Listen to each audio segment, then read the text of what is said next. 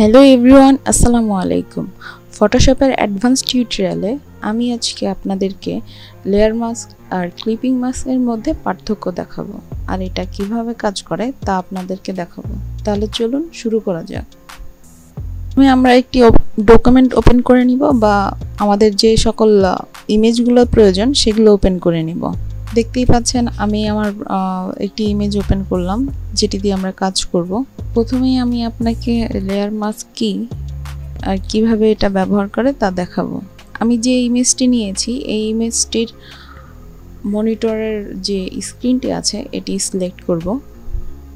Quick selection দিয়ে select করব। মনিটরের স্ক্রিনটি select করে এখানে আপনি চাইলে বিভিন্ন সিলেকশন দিয়ে সিলেক্ট করতে পারেন, কিন্তু এটা কুইক সিলেকশন দিয়ে বেটার হয়। কুইক সিলেকশন দিয়ে সিলেকশন করার পর কন্ট্রোল জে চেপে আরেকটি লেয়ার করে নেব। কন্ট্রোল জে চেপে একটি লেয়ার করার পর আর দেখতেই পাচ্ছেন দুটি লেয়ার তৈরি হয়ে গেছে। উপরে একটি লেয়ার, নিচে একটি লেয়ার। মনিটরের স্ক্রিনটি একটি লেয়ারে তৈরি হয়ে গেছে। এবার আমরা স্ক্রিনে যে ইমেজটি ব্যবহার করব সেই ইমেজটি নিয়ে আসব। এটি আমাদের স্ক্রিনের ইমেজ, যেটা লক খুলে নিলাম। এবার স্ক্রিনের উপরে সুন্দর করে বসাবো। কন্ট্রোল টি চেপে প্রয়োজন মতো বড় করে নেব। দেখতেই পাচ্ছেন তিনটা লেয়ার তৈরি হয়ে গেছে।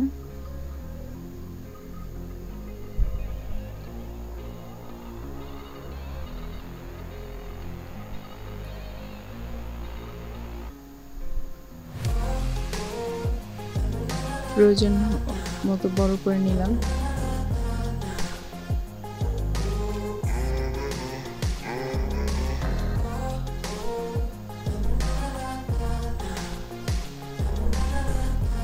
পিছনের ব্যাকগ্রাউন্ড বোঝার জন্য আমি আমার প্রয়োজন মতো অপাসিটি কমিয়ে নিচ্ছি, এবং কমিয়ে আবার যাচাই করে দেখব যে আসলে ঠিক আছে কিনা।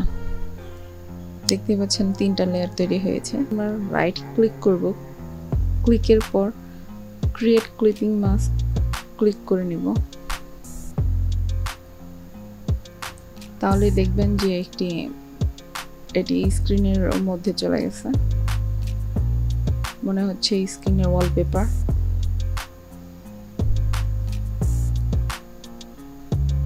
এখানে তিনটা লেয়ার তৈরি হয়ে গেছে। আপনি চাইলে মনিটরের স্ক্রিনের যে ইমেজটি ব্যবহার করা হয়েছে এটা বড় ছোট করতে পারবেন। যে স্লাইডটা ইউজ করতে চান সেটা ব্যবহার করতে পারবেন।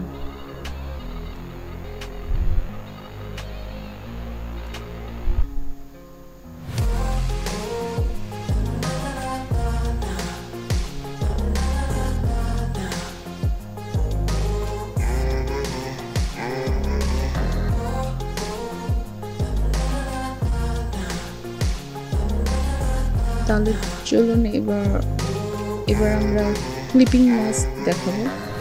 ক্লিপিং মাস্কের জন্য আমাদের যে ইমেজটি লাগবে তা আমরা ওপেন করে নিলাম। আমি আগেই যেগুলো দরকার সেগুলো ওপেন করে নিয়েছিলাম। এখানে আমরা সাবজেক্ট সিলেক্ট করে নিব। সাবজেক্ট সিলেক্ট করার জন্য অনেকে অনেক সিলেকশন ইউজ করে থাকে, তবে আমি আপনাকে সাজেস্ট করব সিলেক্টে যাবেন। সিলেক্টে যাওয়ার পরে সাবজেক্ট সিলেক্ট করবেন। সাবজেক্ট সিলেক্ট করার পর খুব সুন্দরভাবে আপনার সাবজেক্টটা সিলেক্ট হয়ে যাবে, কোনো প্রবলেম হবে না। তারপর আমরা ক্লিপিং মাস্কে চাপ দিয়ে ক্লিপিং মাস্ক করে দিব।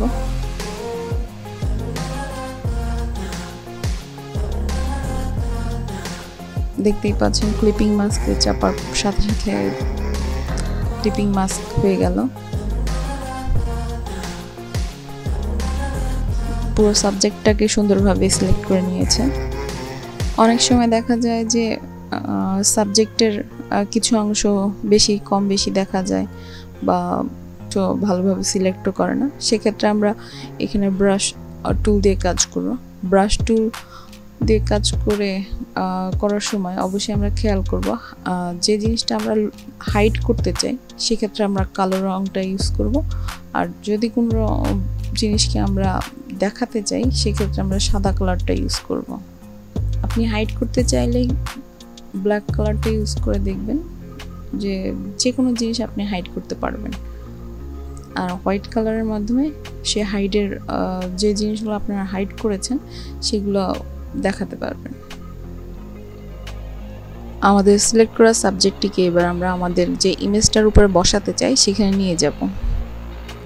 এখানে নিয়ে আসার পরে আপনি চাইলে এটাকে ছোট বড় করতে পারবেন, যে পজিশনে আপনি বসাতে যাচ্ছেন সেই পজিশনে বসাতে পারবেন।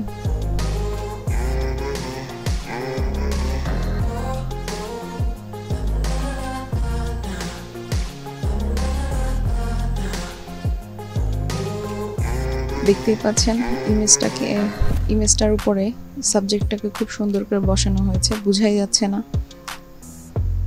যে এটি অন্য একটা স্থান থেকে নিয়ে আসা হয়েছে। আই হোপ আপনারা বুঝতে পেরেছেন ক্লিপিং মাস্ক এবং মাস্কিং এর মধ্যে পার্থক্য। যদি ভিডিওটি ভালো লাগে তাহলে লাইক, কমেন্ট এবং শেয়ার দিয়ে পাশে থাকবেন, এবং চ্যানেলে যদি নতুন হয়ে থাকেন তাহলে অবশ্যই সাবস্ক্রাইব করে পাশে থাকবেন। নতুন নতুন ভিডিও পেতে অবশ্যই সবাই আমাকে সাবস্ক্রাইব করবেন।